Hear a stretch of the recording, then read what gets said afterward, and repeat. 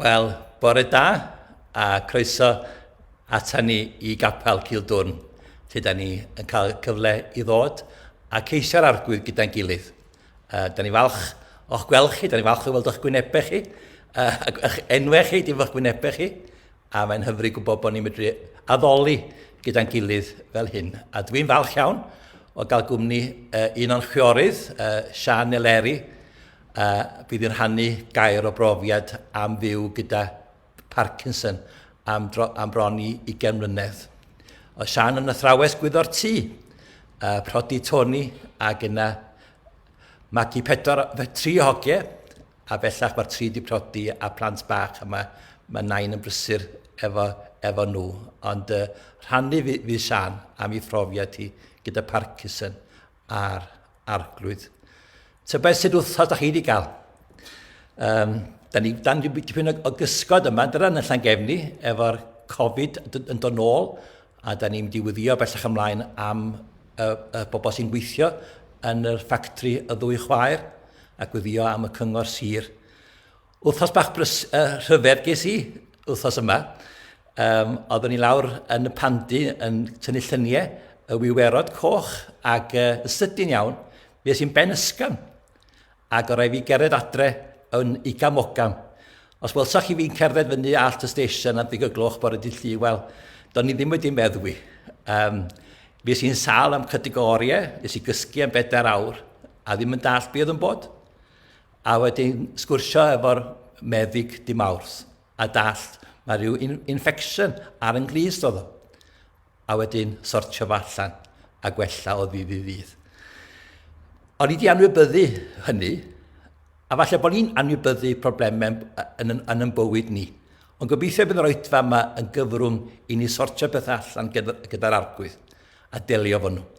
Lle bod ni yn baclu ac yn ffwndro. Dewch yn I wyddio bendith yr arglwydd ar y gwasanaeth. Dan efo, diolch I ti am yn cynnal ni, yn cadw ni, yn gwarchod ni wrth os wetha yma. Diolch I ti am diddordeb yna ni, wyt ti'n nabod ni yn sefyllfa ni, ti'n gwybod yn anghenion ni, a ti'n gwybod bod ni'n mynd dibyniaeth yna ti. A felly, da ni'n gwyddio rwan, a ti helpu ni ddibynnu'n llwyr ar dy ras. A bydd yr Oedfa yma yn gyfrwng I ni nesau at ti yn onest ac yn agored, dod â mawl a'n parch I ti o Dduw. Dogoniant. Amen.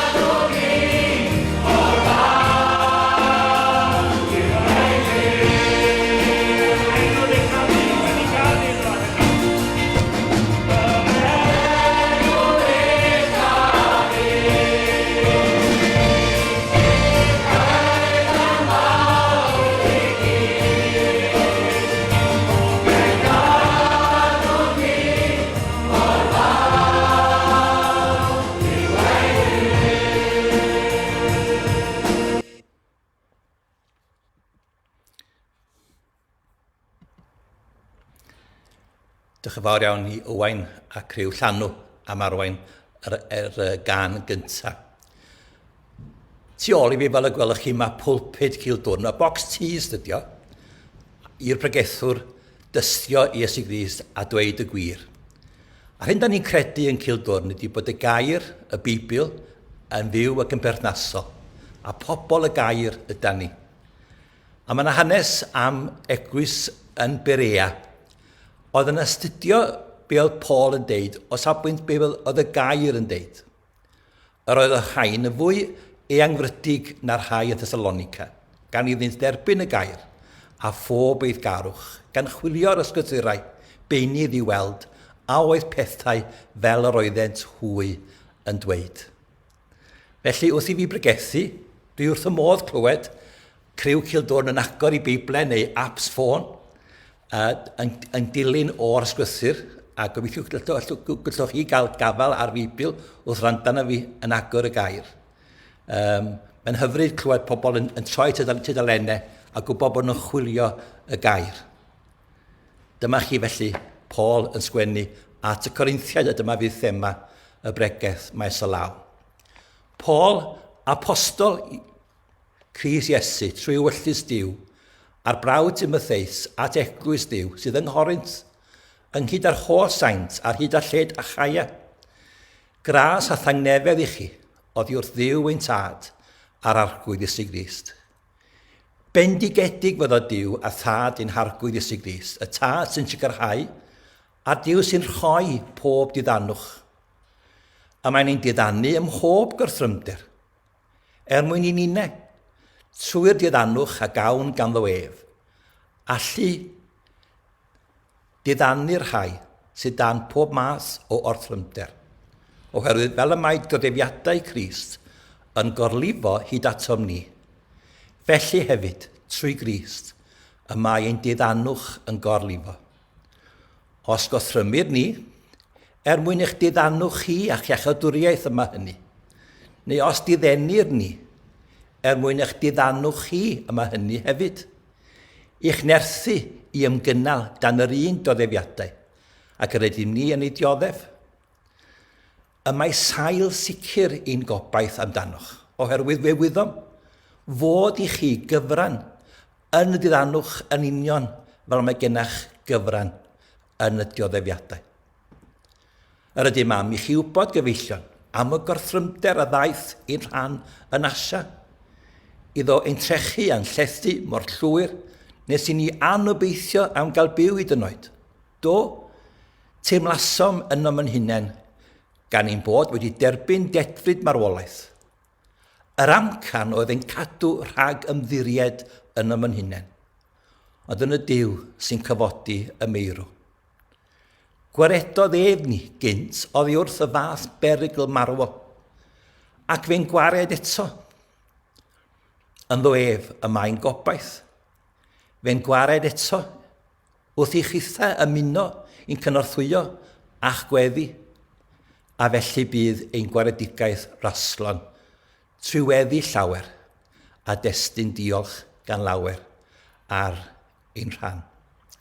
O boed bendith Duw ar y gair, a boed bendith Duw ar Sian rwan, wrth i fi rannu, ac ar ein grandawiad ohoni.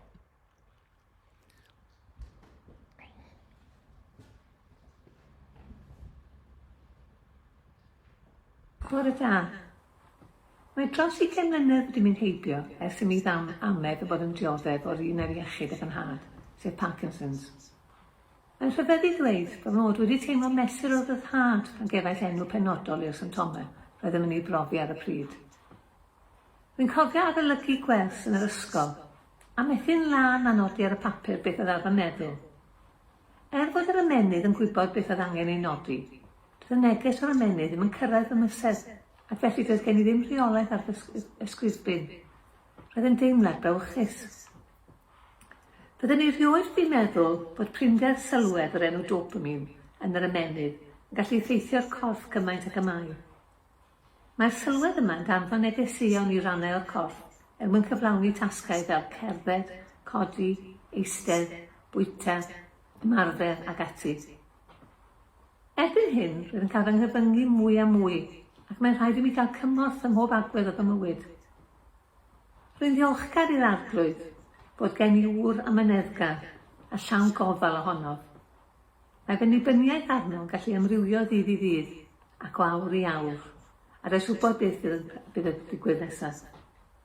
Dyma rhai o pethau sy'n challenge i mi mewn diwrnod. Os rwy'n sgwennu cerdyn pen blwydd, mae'n gallu bod yn anodd iawn cadw rheolaeth ar fy ysgrifen. Weithiau mae'r sgwennu'n fawr iawn, weithiau mae'r sgwennu'n fach iawn, ac weithiau mae'r sgwennu'n gwbl aneilladwyd. Mae gwisgo a dadwisgo'n gamp a hanner. Mae codi o'r gader pan mae'r corff yn gwrtho'r symud yn deimlad afreal iawn. Mae'r cryndod mewnol ac allanol yn peri'r corff i flino'n ormodol, ac mae'r blinder yn gallu byllethu. Weithiau, mae ceisio codi fforc i'ch ceg pan yn bwyta pryd o fwyd yn gallu bod yn embarrassing iawn, yn enwedig os ydych allan o'r tŷ yn bwyta. Mae troi yn fy ngwely yn ystod y nos neu godi yn y bore bron yn amhosibl ar adegau, ac mae rhaid i mi gael cymorth. Mae sefyll yn fy unfan i olchi llestri neu olchi danedd dros y sinc yn anodd, am fod yng nghoesau mor wan a prin yn gallu dal fi fyny. Mae'n deimlad annifyr. Mae syrthio o fy unfan wedi dod yn rhan o'm hatrwm dyddiol, ac yn ystod y 2 mlynedd diwethaf, rwy wedi torri fy mhen glin chwith, fy dwy glin ac asennau, heb sôn am y cleisiau di ri. Weithiau, mae'n anodd rhoi un droed o flaen y llall mwyn cerdded. Mae fel petai wedi glido i'r llawr a methu'n lan a symud o'r fan. Mae Tony wedi yn aml yn gorfod codi i fyny am cario. Mae'n aml iawn rwy'n rhyfeddu at y ffordd mae Duw wedi'n creu, a pha mor effeithiol yw bob rhan o'r corff, yn enwedig pan mae'n cydweithio gyda'i gilydd. Rwy'n euog o fod wedi cymeryd yn horff yn ganiataol, a dim ond pan rydych yn colli defnydd o ryw agwedd o'ch corff, rydych wir neu werthfawrogi. Mae'r salmydd yn Salm 103, adnod 14, yn dweud wrthym bod Duw yn nabod ffram bob un ohono.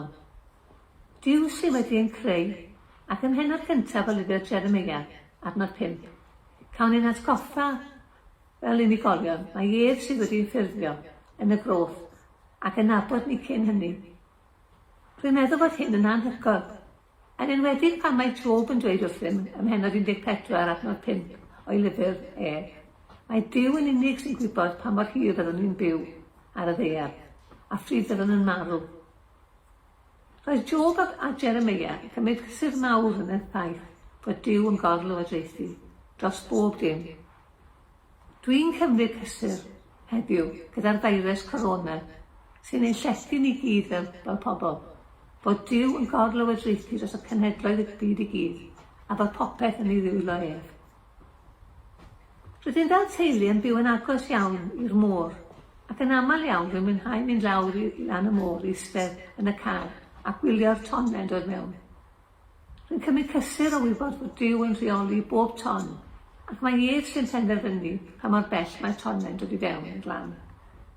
Fel mae'n dweud yn Diodde'n pennod 8 adnod 29. Mae'n gysur i mi wybod bod Duw yn rheoli bob agwedd o fy mywyd i, ac na bydd tonau bywyd yn fyllethu. Yn ogystal â gwarchod fi, mae Duw wedi addo rhoi nerth i mi bob dydd mwyn gallu delio'r fellfa. Yn ail lythyr Corinthiaid, pennod 12, adnod 9, mi gawn ni hanes Duw yn siarad gyda'r apostol Paul, ac yn sicrhau mae ef fydd ei nerth yn nghanol ei dreialon a'i afiechyd. Digon i ti fy ngras, mewn gwendid y gael fy nerth i'w antedd. Ni fydden ni'n gallu byw gyda'r afiechyd ond i bai fod yr arglwydd yn ynghynnal am cario. Mae Iesu Grist wedi rhoi tywelwch meddwl i mi i byw gyda'r salwch yma. Mae'n gysur i wybod na fyddaf yn dioddef o'r afiechyd yma pan fyddaf yn marw ac yn mynd i'r nefoedd, a hynny am fy mod wedi credu yn Iesu Grist a bod wedi maddau ym mychodau. Rwy wedi dod yn fwy a fwy dibynnol ar fy ngŵr, a pha mae'r crediad yno ac arbed i rhag syrthio, neu'n dal fi'n dyn wrth gerbedd, fi'n teimlo diogel Os rwy'n teimlo diogel ym mreichiau fy ngŵr, gymaint mwy diogel rwy'n teimlo pan rwy'n ymreichiau diogel y bugel da. Rwy'n hoff iawn o'r ddarllen Efengyl Marc, pennod 8, adnod 23. Hanes Iesu Grist yn cydiedd yn llaw y dyn dall a'i arwain allan o'r ddinas cyn ei echau. Rwy'n sicr bod y dyn dall wedi teimlo'n ddiogel wrth iddo bwyso ar braich yr Iesu. Ac mae Iesu Grist heddiw yn cydiedd yn fy llaw i ac yn arwain i, ers i mi gydiedd ni law gan hanner can mlynedd yn ôl. Diolch chi am wrando a phob bendydd. O'r rhod y bwys ymreichiau'r Iesu, beth gynnal ymlaen, beth gynnal ymlaen.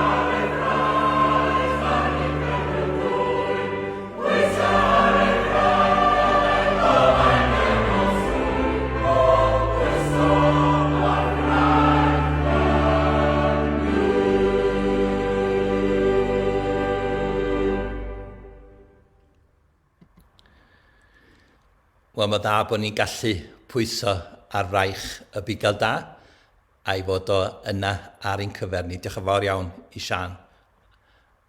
Dwi wedi paratoi hefyd cyfeithiad efo Sian a fydd o ar gael am 11 ar safle YouTube. Mae'n siŵr bod yna bobl yn mynd trwy yr un heriadau a Sian ac mae'n bwysig i ni gofio y cyflwr yma. Da ni'n mynd i gobeithio cael ateb i'r Covid yn y flwyddyn nesaf, ond di Parkinson ddim yn rhywbeth mae'n ateb yn y tymor byr ac am flynyddoedd. Felly mae dda i ni gofio rhai efo Parkinson ac yn y blaen. A cofio amdanyn nhw, a defnyddiwch y dystiolaeth yma yn y ddwy iaith i bobl cael deall, ond hefyd i weddio am y rhai sy'n y cyflwr. Ond diolch am y gobaith sy'n gan Sian yn yr agwys. Gydwch chi ni rwan droi at y bugel da. mewn gweddi gyda'n gilydd. Ein tad, da ni yn diolchgar i ti bod y air di'n siarad efo ni, a fel da ni'n clywed, mae'r gair wedi siapio agwedd ag ysbryd a sirioldeb cadarnhaol Sian yn ngwyneb 20 mlynedd o ddioddefaint cyson. O Dduw, da ni'n diolchgar i ti bod ti yn rhoi gair yn ei bryd, a bod o'n fanna i'n henaid ni, bod o'n lewyrch i'n llwybr ni. A dyma yn diddordeb ni, di bod yn bobl y gair, lle mae'r gair yn ynaddu ni ac yn siapio ni ac yn newid ni, ac yn neud ni'n debyg i Iesu Grist. Diolch mae ti yw y Duw, sy'n ar dy orsedd y bore yma. Diolch bod ti'n teyrnasu fel arglwydd, yr arglwyddi a brenin y brenhinoedd. A da ni'n plygu gyda o dad, fel rhai sydd wedi methu a colli cyfle a crwydro o'n ochr ni. Ond yn ddiolchgar bod na ffynon, bod na feddyginiaeth, bod na ateb, bod na gynhaliaeth i gael trwy yr Efengil. A felly da ni'n gwyddio o Dduw ar i ti gyffwr yn clonen ni efo syched am y gwirioneddau mawr ac am yr Efengil o Dduw. A bydde di'n cyffwr ni ac yn y cadw ni ac yn y gwarchod ni o fewn ffiniau dy gariad di yn yr Efengil. Da ni'n gwyddio yn benodol dros yr rhai sydd yn sal ac yn cael ei effeithio gan y Covid-19 yma yn Sir Fôn, a rhai sydd wedi teithio mewn o lefydd eraill i'r ffactri, y 200 o unigolion a'i cysylltiadau a'i teuluoedd o Dduw. Da ni'n gwyddio am iachad iddyn nhw, da ni'n gwyddio ar eu tiri gyffwr nhw a'i adnewyddu nhw, a da ni'n gwyddio o dad y byddwn nhw'n gyfrifol yn aros adre, a da ni'n ddiolchgar iawn bod bob arwydd bod o ddim wedi lledu i'r gymuned. Da ni'n ddiolchgar iawn hefyd am y cyngor sir a'i penderfyniad i gael ysgolion ac am ei gofal efo iechyd y cychoedd a'r bwrdd iechyd dros y gymuned. Da ni'n gwyddio am bob doethineb yma yn Sir Fôn yn erbyn hyn. A da ni'n gwyddio hefyd am i ti beri bod ni'n edrych arna ti am gynhaliaeth ac am ras, a bod ni'n ymddwyn gyda di yn ddoeth. Da ni'n cofio felly am y sefyllfa, da ni'n cofio am Mark Drakeford, da ni'n gwyddio am Boris Johnson, da ni'n gwyddio am Donald Trump, da ni'n gwyddio am arweinwyr, sgan ni'n lot o barch atyn nhw'n aml iawn. Ac eto maen nhw'n gwneud penderfyniadau pell gyrhaeddol, a maen nhw yn atebol i ti. Felly da ni'n gwyddio dros nhw, ar i ti sobri nhw, a'i difrifoli nhw, a rhoi doethineb i bwyso mesur y llwybr ymlaen o dad. Ac da ni'n gwyddio ar rhai sy'n gweini, da ni'n gwyddio ar rhai sy'n mynd cartrefi mewn ysbytau yr un modd, ar ei ti o Dduw. Adfer y sefyllfa, ac hefyd am yr economi a swyddi, ac wrth i ni drio mynd yn ôl a rhoi y jigsaw at ei gilydd a trio dallt pethau gwahanol o Dduw a byw mewn ffordd gwahanol. Da ni'n gwyddio i ti fod yn agos at ein gwlad. Da ni'n cofio am dy bobl felly, ti'n gwybod yn sefyllfa ni o Dduw.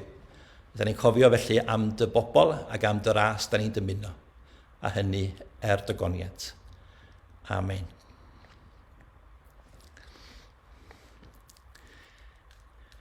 Gawn ni gwmni un o sefydlwyr Cildwrn wythnos nesaf, Eilir Jones, hen di, allwch chi'n gyfarwydd a gweld Aled yn aml ar y cyfryngau Aled NFU, is-gadeiri, is-lywydd, o bydd Eilir yn rhannu gair o brofiad dy Sul nesaf. Eilir Grundy oedd hi, ei thad yn brifathro yn Fotfor, ond wedi prodi a croesi'r bont, a fydd hi'n rhannu. Dy Sadwrn nesaf, mae yna wahoddiad gan yr Eglwys ym Penrallt i Oedfa sefydlu John Thompson, a hynny dros Zoom, a gallwch chi ymuno wrth fynd ar ei tudalen YouTube nhw ac hefyd cysylltu efo'r swyddfa office@penrallt.org. Ac da ni'n dymuno dda i John Thompson yn y cyfnod yma i ddechrau ei ofalaeth. Sa chi'n dymuno cyfrannu i hyrwyddo'r Efengil yma yn Cildwrn, fydda ni'n gwerthfawrogi eich caredigrwydd chi. Da ni yn ddiolchgar am nifer wedi bod yn cefnogi ni. A da ni yn ymwybodol bod rhan fwyaf na chi efo capeli lleol i'w cefnogi, a da ni ddim eisiau tynnu dim i ffwrdd o'r dystiolaeth lleol. Ond os da chi yn teimlo ar eich calon i gyfrannu hefyd at coster capel yma, coster teledu Cildwrn, coster addasu Cildwrn ar gyfer hyn yr dyfodol. Fe welwch chi y manylion yn fyna.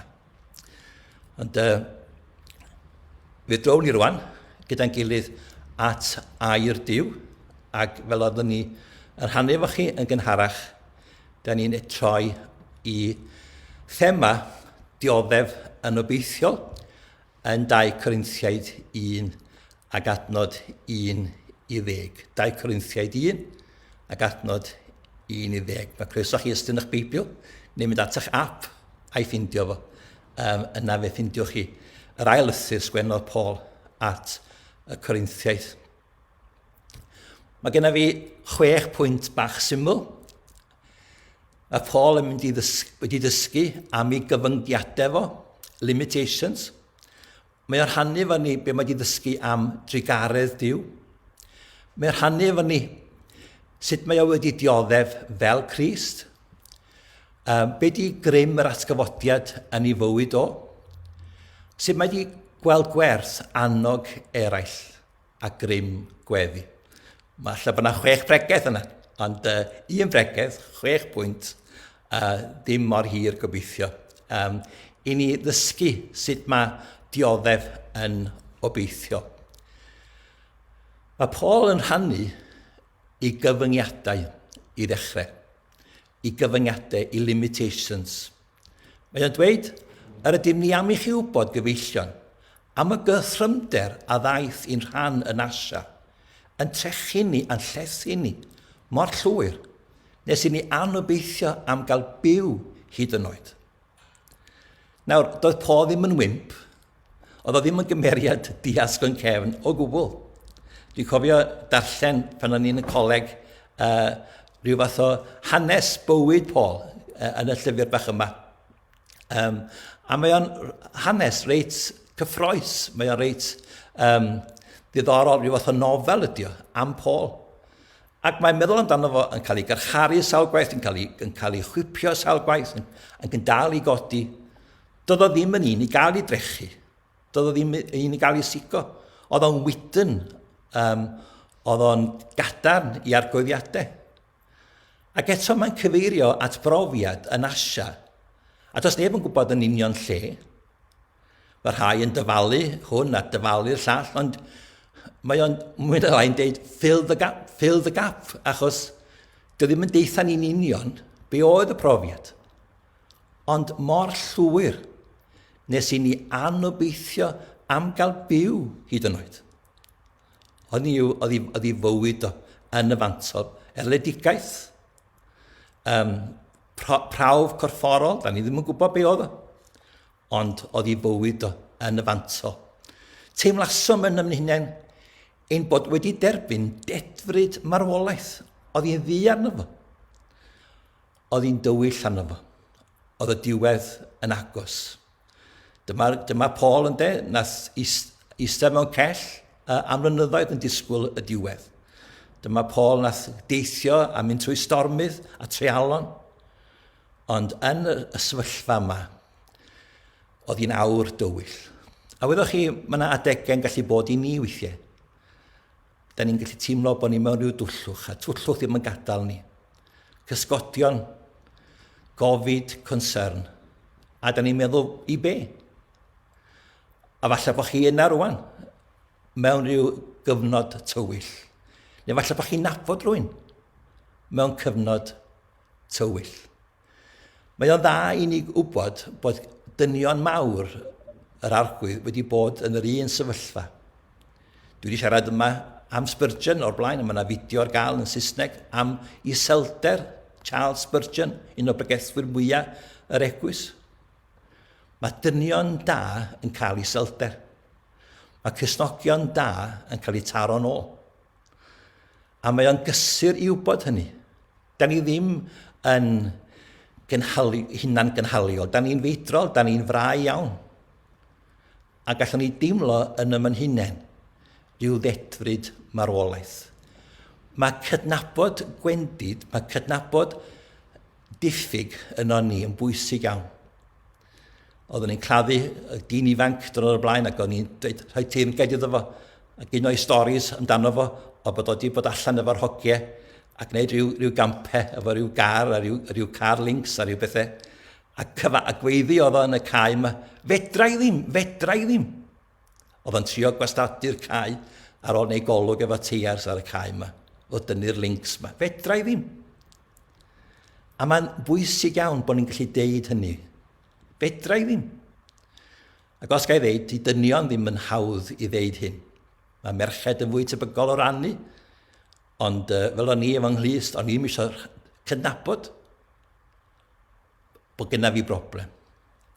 Mae cydnabod gwendidau yn onest. Un hunain ac i eraill yn ddoeth, yn bwysig iawn. Yr ail beth, da ni'n gweld yn yr geiriau yma, ydy dysgol Paul am drigaredd Duw. Gras a thangnefedd i chi, oddi wrth Dduw ein tad ar arglwydd Iesu Grist. Bendigedig fyddo Duw a thad ein harglwydd Iesu Grist. Y tad sy'n sicrhau a'r Duw sy'n rhoi pob diddanwch. Felly, oedd o methu, oedd hi tanc o'n wag, oedd genna fo ddim yr adnoddau, oedd ar ben i denyn, ond oedd gras ac tangnefedd wedi cyffwr o. A mae ysgwennu mwy na lai i ddweud wrth yr egwys yma'n corydd, grandwch, dwi'n gwybod lle i fynd, dwi'n drampin yn gwybod lle mae yna fwyd. Bendigedig fyddo Duw a thad ein harglwydd Iesu Grist. Mae o'n sicrhau, a mae o'n ein diddannu ni. Da chi a fi licio diddanwch, da ni'n licio bach o hwyl, da ni'n licio bach o wenu ar ryw stori diddan, cwmni diddan. Mae Duw yn gallu diddannu ni. Mae Duw yn gallu nesau ata ni. Mae Duw yn gallu closio ata ni. A'n cynnal ni, falle bod y storm ddim yn gadael, falle bod y salwch dal efo ni. Falle bod y swydd wedi mynd. Falle bod y ffrindiau ni wedi gadael ni. Ond mi all Duw yn diddannu ni. Nid bod ni'n stoicaidd ac yn sych ac yn teimlo, wel, John Bwys, da ni yn isel. Ac yn yr iselder yna, yn y cyfnod yna, yn yr argyfwng yna, mae yna Dduw sy'n sicrhau. A mae'n rhoi pob. Nid blanket, nid cyfer, nid one size catch all, ddim fel la. Pob diddanwch. Hynny yw, mae o'n gymwys i chi, i'ch sefyllfa chi. A bech bod yn swyl efo'ch gwendidau ac efo'ch cyflyrau. Bech a meddwl bod chi roed y gwyneb ymlaen efo fo. Mae'n medru deall ni, mae'n gwybod yn gweithneithuriad ni, mae'n gwybod yn ofnau ni. A mae'n cyffwrn chi lle da chi'n brifo.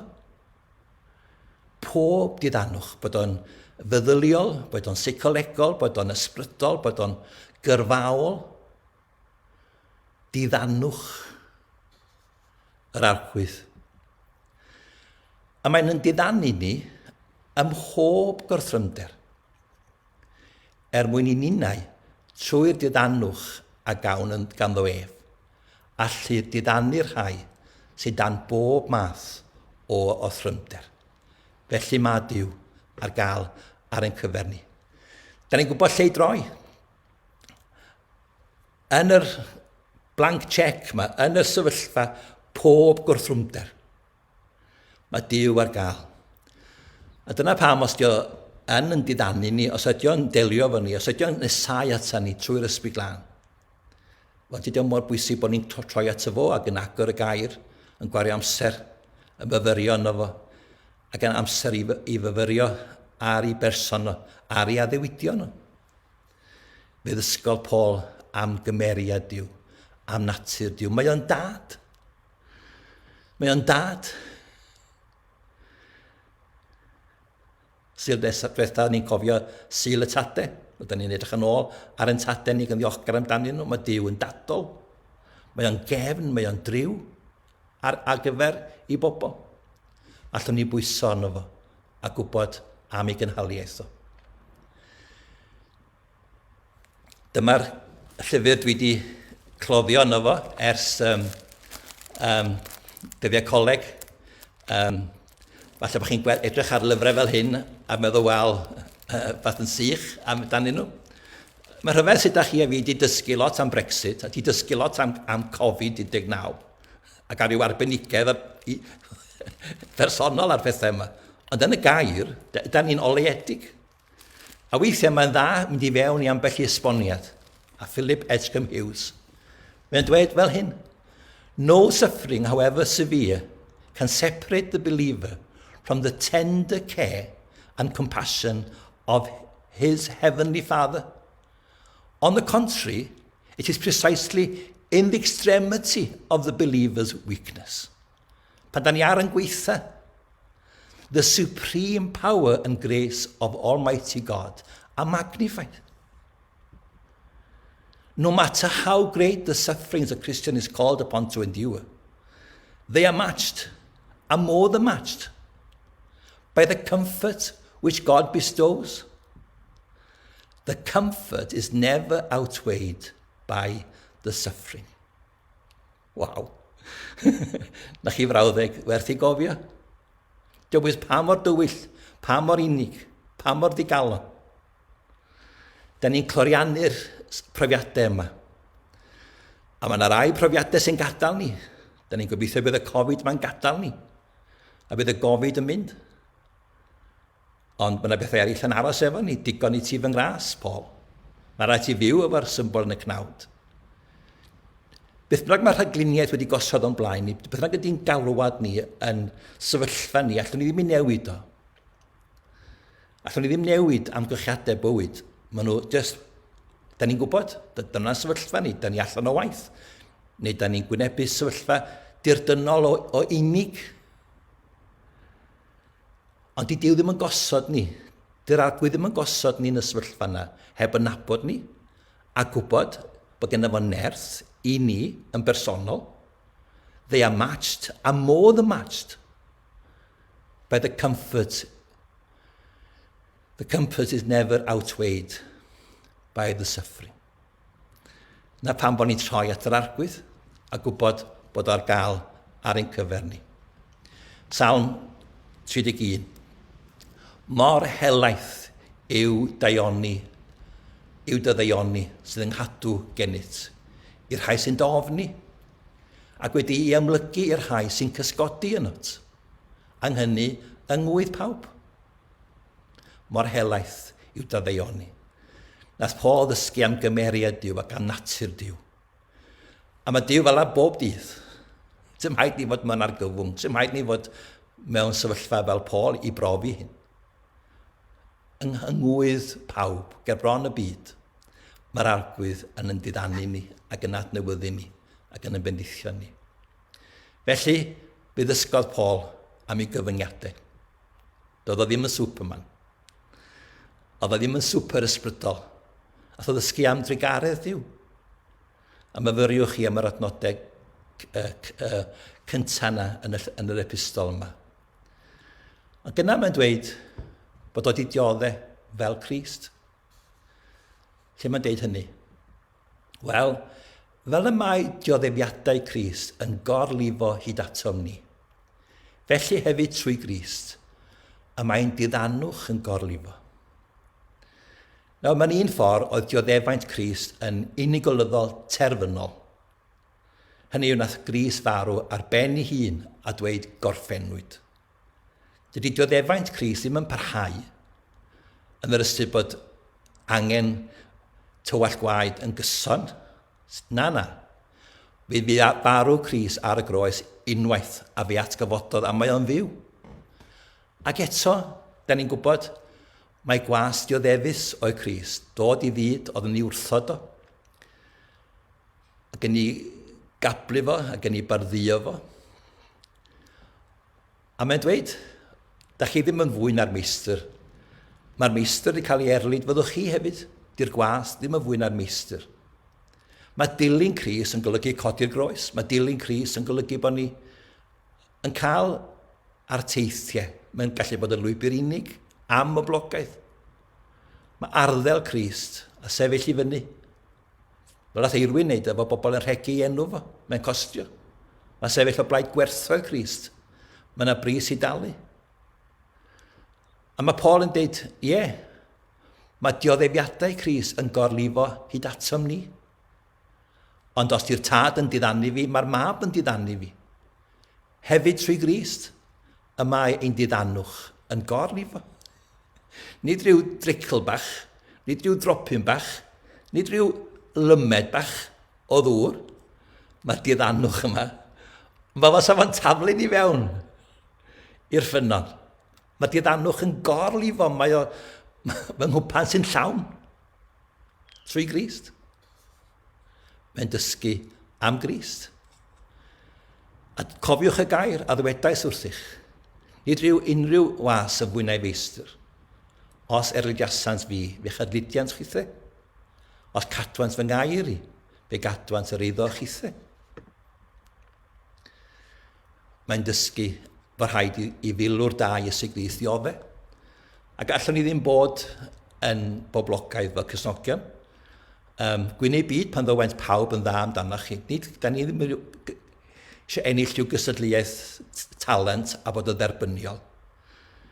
Ar ddiwedd y gwynfydau, gwyneb byd y trigarod, gwyneb byd y tangnefeddwyr, gwyneb byd y pyr o galan, gwyneb byd pan eich erludiant. Mae'r trigarog, y pyr o galan, yn mynd i gael ei erlyd. Felly, da ni'n dioddef fel Crist. Beth felly sydd yn dod gan yr Iesu i orlifo? Wel, mae'n dweud yn hyfryd iawn am grym i atgyfodiad.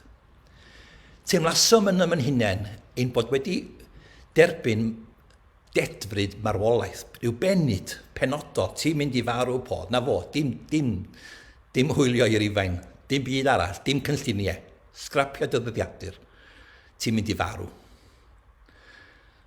Ond oedd Duw yn defnyddio hyn. Yn cadw rhag ymddiried yn ym hunain.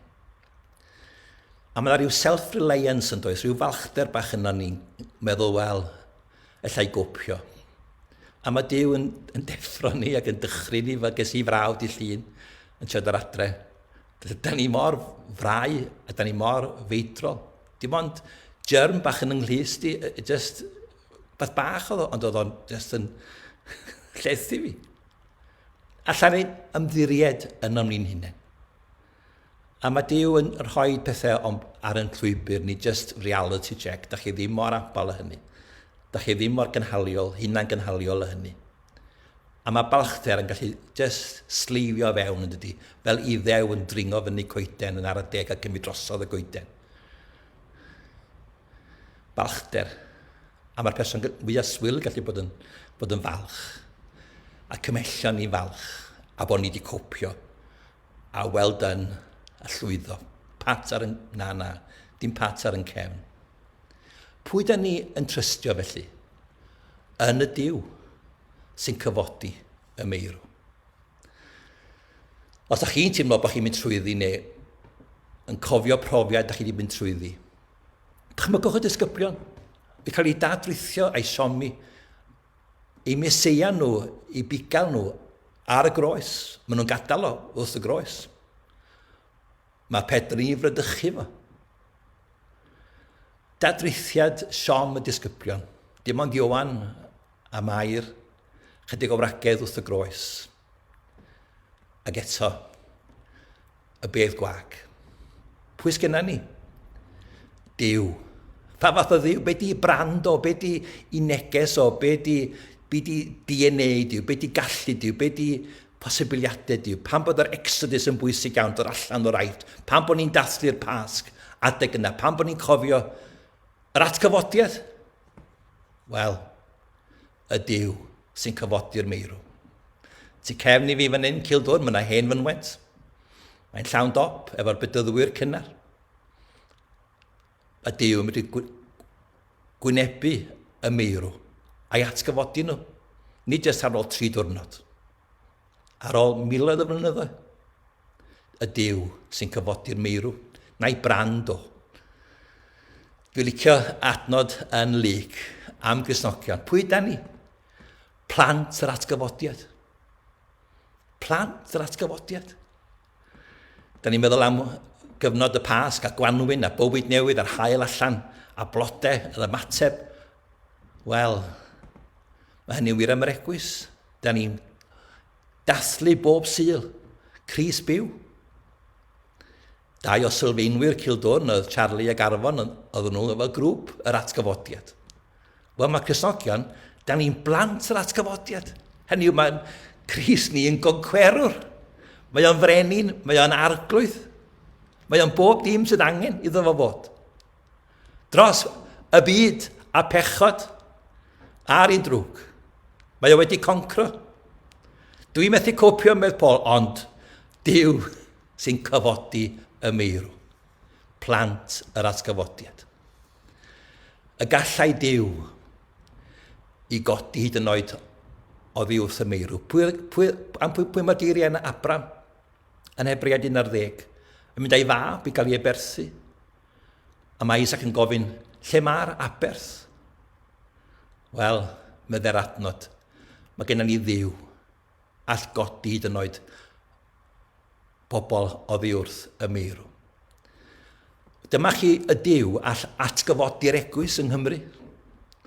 Glywson ni Stewart Bell yn dweud yn do am China adeg yr erledigaeth pan gorffennwyd yr erledigaeth oedd yr eglwys yn fyw. A dyma di'n gweddi ni dros Sir Fôn a dros Gymru. Weitha'r lockdown, weitha'r pellter, bod yr ysbryd glân ar waith. A gall Duw weithio a codi bobl. A rhoi bywyd newydd iddyn nhw, a'i aileni nhw. A'i adnewyddu nhw, rhoi hyder. Pa fath o Dduw sgynna ni? Y creuwr, cynhaliwr. Ond, da ni'n blant yr atgyfodiad. Mae'r llusor hwn gen i mewn llestri pridd. I ddangos mae eiddo Duw yw'r gallu tra'r agorol, ac nid eiddo ni. Paul, digon i ti fy ngras. Mewn gwendid y daw fy nerth yw anterth. Fethu yn llawen iawn. Fe yn ffrostiaf. Neu gymryd o ar fy nghen. Yn fy ngwendidau, nid bod fi'n debol. Mwyn i nerth Crist orffwys arnaf. Am hynny, dwi'n ymyfrydu mwyn Crist mewn gwendid, mewn sarhad, mewn gofid, mewn erledigaeth a cyfyngderau. Pan wyf wan yn arwy'n gryf. A dwi wir yn gwerthfawrogi yr ail lythyr yma, achos mae Paul yn rhannu yn onest iawn ac yn frau iawn ac yn fregus iawn trwy'r llythyr yma. Mae 2 Corinthiaid yn bwysig iawn i ni ddeall yn gwendidau ni a'r ateb sydd i gael, a'r gonestrwydd. Ewch ar ei ôl y darllenwch 2 Corinthiaid, mae o'n yn fel i'r enaid 2 Corinthiaid. Dwi'n fodlon cyfaddau, sarhad, gwendid, gofid, erledigaeth. Dwi wan. Ymddarastyngwch dan hynny, dan lawd cadarn Duw. Jyst derbyniwch y drefn. Falle ba strancio a pwdu a gwylltio. Jyst derbyn, lle da chi? Mae'ch swydd chi wedi mynd. Mae'ch ffrindiau chi di'ch gadael chi. Mae'ch priodas chi wedi chwalu. Chi methu gweld eich plant. Mae yna bethau allwch chi ddim i reoli nhw. Wel, dewch â nhw i'r arglwydd, achos mae law o'n gadar. Fel y bydd ef, yn ei amser, yn eich dyrchafu. Falle gymryd o flwyddyn neu 2. Da ni'n gwybod beth ddaw. Allwn ni o'n reoli beth allwn ni reoli. Ond mae yna bethau allan yn reolaeth ni sydd i gyd yn reolaeth Duw. A mae o'n mynd i weithio. Yr olaf fydda blaenaf. A'r blaenaf fydda olaf. Disgwyl wrth yr arglwydd. Felly, mae wedi dysgu y 5 peth yna, 4 peth yna, yn barod, bod o'n gyfyngedig, bod tregaredd Duw yn mwy na digon. Mae wedi dysgu bod o'n gyfod dioddau fel Crist. Mae wedi dysgu am yr yr atgyfodiad. Beth am annog pobl eraill? A mae hwn yn bwynt ymarferol pwysig iawn. Cynnil, ond pwysig i gofio. Mae Duw yn diddanu ni ym mhob gwrthrynder. Fel o'n i'n dweud, da ni'n dramps yn gwybod lle mae yna fwyd. Mwyn i ni, trwy'r diddanwch a gawn ganddo ef, allu diddanu'r rhai sydd dan bob math o orthrynder. Da chi'n mynd trwyddi, mae yna rhyw brofiad gyda chi, mae yna rhyw ofid. Y peryg ydy bod ni'n sgwrs ni'n mynd at yn clwyfau ac yn gadael bobl efo'n clwyfau. Dyma'n mhrofiad i, dyma'r dadrithiad ges i, dyma'r Sian. Os ydym ni'n symud ymlaen o'n gofid ni, a'n creithiau ni, a'n brywiau ni, i'r diddannwch, da ni ddim yn helpu neb. Di'n hanesio ni, dydy'n profiadau ni, dydy'n treialo ni, ddim bendith i neb. Yr unig bendith i bobl ydy dweud lle mae'r ffynon, lle mae'r bwyd. I ni allu diddannu'r rhai sydd dan bob math o'r thrynder. Mwyn i ninnau, trwy'r diddannwch a gawn ganddo ef, ein allu diddannu'r rhai sydd dan bob math o thrynder. Mae yna brofiadau yn dod i ni, da ni'n gwybod pam, a da ni'n meddwl bod o'n bad timing, a da ni'n meddwl o Dduw, ti wedi gosod fi'n y ddrama fawr ar sgript yma, a dwi ddim yn gwybod os ydi o i fi. Pam hyn? Rwan. A chi'n yn gwybod, falle fydych chi'n eistedd ar dren heb fasg blwyddyn i ddod, gysgwrsio fo rwy'n sydd wedi cael yr un profiad â chi, ac ar y pryd, oeddech chi'n gwybod be oedd y bwrpas y profiad yna. Ond mae Duw yn gosod ni ac yn paratoi ni i fod yn lladmeryddion gras. Da ni'n derbyn y baton. Da ni'n derbyn y diddannwch. A da ni'n cyfarfod pobl. A da ni'n dweud, dyma lle ges i, dyma'r adnog ges i, dyma'r addewid. Da ni'n mynd â nhw at y bugail da. Da ni ddim yn gofyn nhw'n feddwl bod ni rhyw heroics o bod ni wedi copio. Na. Da ni'n troi nhw i golygon at y ffynon. Achos yr unig nerth sy'n werth i gael. Iesu Grist ydy'r bywyd trygwyddol. Fo ydy'r cynhaliwr. Llawer o ofid a gaiff y cyfiawn, ond gwireda'r arglwydd ef o'r cyfan. Does dim yn wastraff yn ysgol dioddefaint Duw. A pwynt ola ydy gweddi. Oedd yn ymwybodol bod nhw'n gweddio drosto fo yn Corinth. A mae cynnal yn gilydd a cofio yn gilydd mewn gweddi, llawer a ddichon heddiw, tair weddi'r cyfiawn. Be fyddai'n neud? Dwi adre, llai mynd allan. Allan ni weddio. Os yw'n eisiau ni ddeud just weddio. Na, da ni'n tynnu yn rhallau'r addewidion. Da ni'n galw ar yr arglwydd. A da ni'n meddwl, arglwydd, gna di'r wahaniaeth fan hyn. Ti di arglwydd, i'n plith ni. Waredigaeth raslon ar yr arglwydd. Grym gweddi. Be di'r perthnasad yma i ni? Felly i chi? Be di'n cyfyngiadau ni? Be di profiad ni o drigaredd Duw? Yda ni'n fodlon dioddef fel Crist? Grym i atgyfodiad. Yda ni'n mynd i fodlon defnyddio a cyfieithu yn profiadau i annog a gweddio. Dioddef yn Obeithiol. Mae yna sleid yma, i chi jyst feddwl cyn i ni gannu'r emyn ola. Mae'r dŵr yn gorlifo, mae yna ddwy ffynon, mae yna ddwy lwybr, mae'r un o'r afon yn mynd yn ei blaen, a mae llall jyst yn sychu fyny. Sgwn ni bore yma, os yna rhywbeth i'r ysbryd glân wneud yn eich bywyd chi, yn eich calon chi, fel bod chi ddim yn stagnant, ond bod o'r ysbryd yn llifo trwydda chi, allan i'r môr, a bod chi'n gweld gorwelio newydd. Meddyliwch chi am yr adnodau yma, a fe ganwn ni yn emyn ola.